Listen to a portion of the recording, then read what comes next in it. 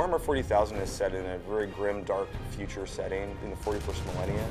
Basically, mankind is surrounded by this immense alien horde that's bent on its utter destruction. It has all the elements of really traditional fantasy, like orcs and that kind of stuff, but it's set far in the future where they all have guns.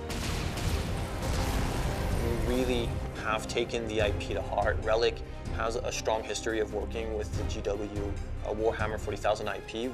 We love that IP, and we don't want to sell short any of the action and the violence.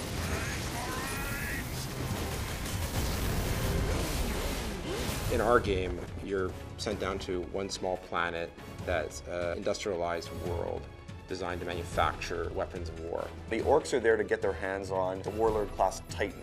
Titans are gargantuan beasts of metal, bristling with weapons that could level whole cities. And if the orcs can get their hands on these weapons, they could ravage countless worlds, and they would be a true threat to the Imperium.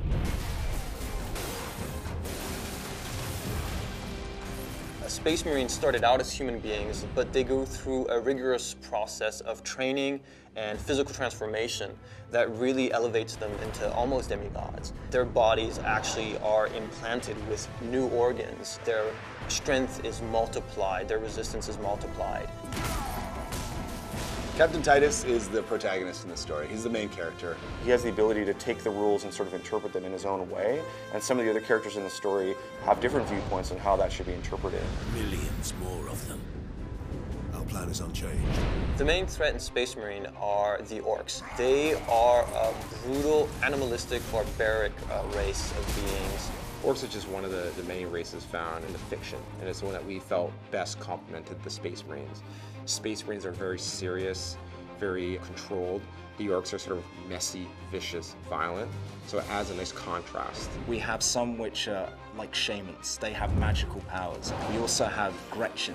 They're these little tiny minions. We also have the Knob. He matches the Space Marine in size and bulk. In fact, he's even bigger. In Space Marine, there are other shadowy forces that are sort of lurking in the background, and Titus and the player will have to confront those if they are able to save the Forge world. Space Marine has such an interesting, compelling setting. It goes all the way from the aesthetic, the architecture with this sort of futuristic Gothic feeling, the epic scale of everything. Everything is immense, everything is larger than life. There's a sort of a beauty in the world, there's also so much darkness and death and destruction, and those contrasts create such an interesting sort of canvas for us to paint on.